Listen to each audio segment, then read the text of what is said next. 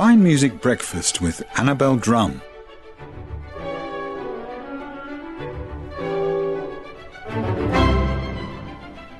And if we have a look at the weather now here at Fine Music Breakfast, it's currently 13 degrees in Sydney. We've got a high of beautiful 21 degrees today. In Penrith, it's currently 10, looking for a high of 20 degrees. It'll be reasonably sunny, mostly cloudy, I think, with some wind this morning, and that will be dropping down late afternoon. Now, here in the studio, I have two fabulous musicians who have come in to talk about a concert that's coming up tomorrow that's definitely worth listening into.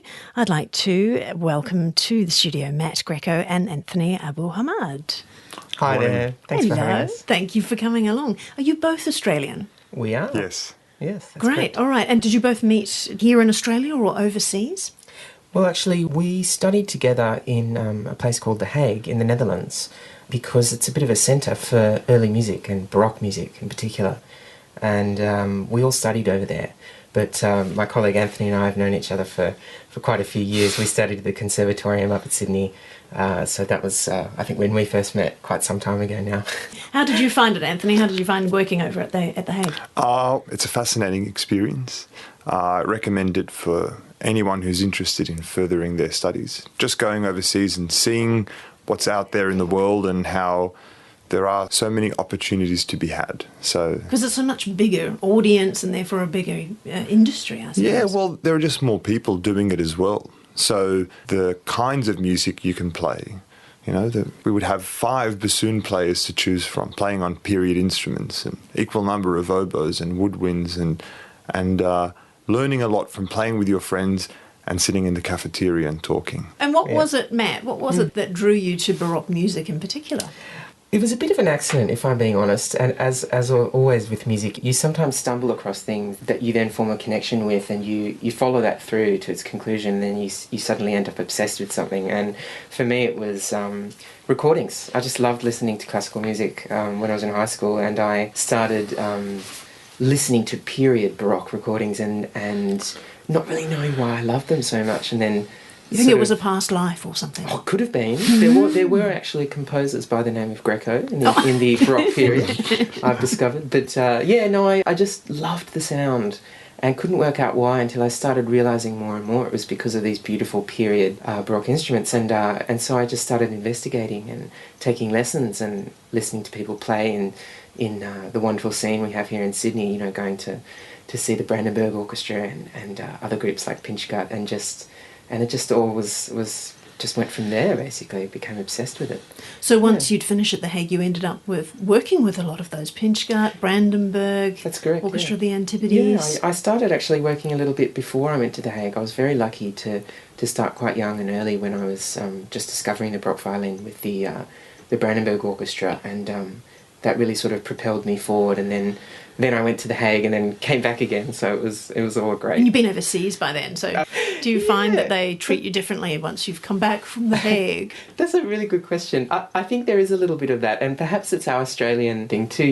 We're so far away from Europe that when someone goes over there to specialise in something like early music and then they come back, there's a certain amount of, oh wow, that's really impressive, and indeed it is in a way. But that being said, I also like to think that those that stay in Australia do just as well, because we have such a great scene here for early music and classical music in general. So that's how I like to think about it now after having been there and coming back. So. The Australians were always known as some of the best musicians over there when we were over studying in The Hague. Yeah, we had a very good reputation. Why do you think that is? Because I think we have to prove to the Europeans that we're just as good as they are. And to be honest with you, I think we're even better. So,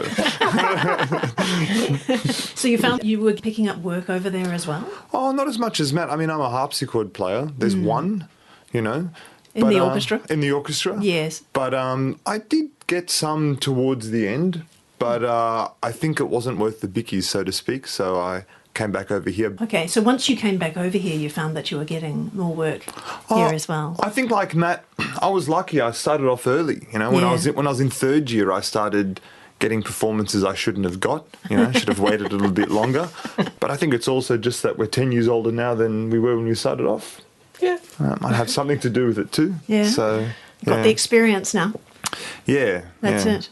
So with the Baroque music, Matt, tell us about, I know that in your program you feature Vivaldi as well, so tell us what is it about Vivaldi? Why is it that we all recognise Vivaldi music? Like I'm not a musician, I came from a dance background, Sure. but I can always tell when there's a piece of Vivaldi on. Why is that? We recently put this program together that we're about to perform, Vivaldi Fever, and I was really excited by the title because, Vivaldi has this infectious quality that we all love, and you hear a piece by Vivaldi, something very famous like the Four Seasons. You immediately know what it is. And I think what it boils down to, especially in Vivaldi, is this idea of repetition. And, Vivaldi is a composer who does many simple things extremely well. And if I can give you one example, just from a musicological point of view, he uses this thing called ritornellos. It's a phrase of music that repeats. It doesn't sound that complex, but what Vivaldi does is he uses these little phrases of music as guideposts in his concertos, of which he wrote hundreds, of course. And in between these guideposts, these cells of music that keep reoccurring, you have these solo sections with usually a violin or multiple instruments. And I think, out of all the Baroque composers, he was one of the first to standardise this model of writing a concerto with these wonderful signposts, these phrases of music that keep coming back in the middle of the piece, the end, the beginning. I wonder if they sort of make people feel safe, feel assured. Yeah. There's like a bit of a predictable I think so. feel about it. What Vivaldi did to concertos was create that model with these ritornelli, with these repeated passages of music. And, it was so popular that so many other composers in the period just copied him. Bach, for example, actually copied out his concertos and arranged them for the organ. To learn how he constructed things Yes, together. to absorb that style of writing and almost as a sort of a compliment, how complimentary to Vivaldi. I love your work so much, I'm going to write out my own version for 4 harpsichords. Oh. There's a concerto for 4 You're squeezing violins. them in the room. Well, actually, we did play that piece when we were over in The Hague, so there you go. We had enough harpsichordists to do that then, couldn't you? Yeah, that's wonderful. Well, let's have a listen to a piece that you've got here. This is a concerto for 2 violins and cello. Is there any reason why you chose this one? Oh, I picked this one because I performed it when I was much younger and I love it, so it's a bit nostalgic. But also, this is one of the concertos that Bach in particular loved, and he did his own version of this. And I just think it's got such a great example of these contrasting solo sections with these themes that keep coming back. And it's great fun. Well, it's a bit long, so we've got the first part, we've got the first few movements of it.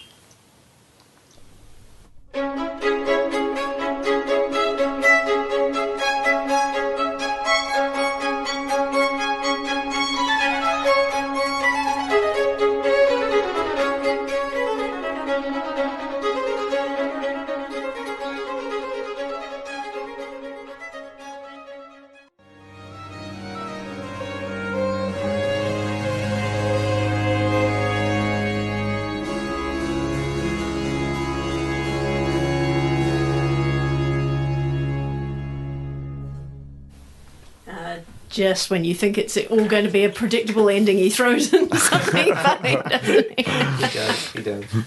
Yeah. So, Anthony, tell us a little bit more about Vivaldi and where he was why he was writing so much amazing music like this. Yeah, so, Vivaldi, like other composers on the Italian peninsula, were occupied with many things, but the main institutions for teaching were called conservatoriums or ospedali. Now, conservatorium didn't have the same connotation then as it does today. So now the idea is to conserve a tradition. Oh, right. In the 18th century, before these institutions were disbanded, a conservatorium was a place where you conserve the integrity of these poor children who are either the children of prostitutes or bastard children. And if their parents couldn't support them, they sent them off to a conservatorium or an ospedale. Oh, wow. So most of these concertos, with few exceptions, some of them were written for the great German violinist Pisendel in Dresden, but most of them were written for these girls to play. They must have been exceptional musicians to be able to play this. Apparently, and they were used like workhorses. You know, they had to play in church on Sunday. There were the main churches in Venice, and they played Get their behind. musicians for free. Exactly, for this education, which they got. And it wasn't just playing violin concertos. I mean, all these students began singing, then they would learn composition and playing basso continuo, improvising at keyboard instruments for accompaniment, and then they would learn their instrument. So what these institutions were producing were top-class musicians who ended up becoming Kapellmeisters in Germany or writing operas in Paris. And so I was going to ask, what happens to them when they grow up? Well, the girls, I'm afraid, in the 18th century, not much happens. But for the boys, the list of opera composers who we love and know today were students at these conservatoriums. Okay. Now, the two of you have got together there's four of you, though, isn't there? That's correct. In the Muffat. I've got this right now. Got it. Muffat. Makes it sound like Muffat, but Muffat Collection. So, Matt, who was Muffat? Muffat was a fantastic composer who's our namesake. And You said from Scotland? That's right. He's from Scotland. So perhaps it would have been Moffat, Moffat, at once upon a time. But his background is Scottish, but he was born in France, wasn't it? Yeah. Yes, that's Savoy. correct. Savoy, Yeah. thanks. And he was an incredible composer because he specialised in so many different forms of Baroque music, in French, Italian and German. And what he did was to travel. He was a traveller. So why did you use his name? Well, his music speaks to us in a way that makes us really enjoy early music. And actually, we got together very early on and we did a project where we played some of his music. And we thought, how are we going to approach this music? Let's look at what he wrote about the music, because he wrote so much interesting information about how to play the music. Mm-hmm. And this is so valuable to us as musicians because it gives us something, gives us an Historically idea. informed, literally, That's isn't it? All we have to do is just look at how he said you should play his music. And we enjoyed it so much, we thought, look, there's something in this for us. If you really wanted to get in detail, you could go into all those places he was travelling to and what he might have been listening to at that time to pick up the influences as he went along. That's exactly what we did. That's what you're doing, right. For example, he went and spent time in France with a very famous composer called Lully, and his 24 Violins of the King, this famous group. And he wrote down what they did. He said they play... they all play together with the same bowings, which in the day was shocking, unheard of. But today, of course, we take it for granted. But things like that, So it's actually a great historical documentation on what was happening generally anyway. Oh, yes, very much so. So do you have some Muffat in your concert? Because you've got a concert coming out with the Muffat Collective this tomorrow, isn't it? Tomorrow afternoon? Yes, it's tomorrow afternoon. Are you playing any of his music? Sadly, not this time. Of Vivaldi? Mostly Vivaldi in this program. What we wanted to do in this program is really hero Vivaldi because, our theme this year is to look at, we've called it Baroque Legends. And what we've done is we wanted to take a look at really famous Baroque composers, but with fresh eyes. Right. And sort of, as I said before about the Vivaldi, why are they so famous? And one thing that we're all about in the Muffat Collective is also looking at composers who aren't necessarily so famous and pairing the two together. Right. I don't know, maybe there's a little bit of room in the program tomorrow for an encore of Muffat. Wow, that's a possibility. That's a possibility. That sounds good. So the concert is tomorrow at 4 p.m. and it's at the SMC Conference and Function Centre, which is Goulburn Street. The concert is called Vivaldi Fever. The group is the Muffat Collective. And you guys, Anthony, you said you've got a double pass to give away? Apparently we do. Yay! We're more than happy to have people come along, and so if you're interested, I think you call the station. That's right, yes. So if you're interested in getting a double pass to come and see this wonderful concert filled with gorgeous Vivaldi music, you can ring us here at the station, 9439 4777. So you'd like to go into the draw for the double pass to Vivaldi Fever. And if you'd like to know any more information about that as well, I'll be popping it up on Facebook. We'll get a photo of you guys. And hopefully we can share that on the Fine Music page as well. Otherwise, where can they find information about the tickets for Vivaldi Fever? On your own website? Yeah, that'd be the easiest. If you just type into Google, you can just type in the Muffat Collective. Muffat.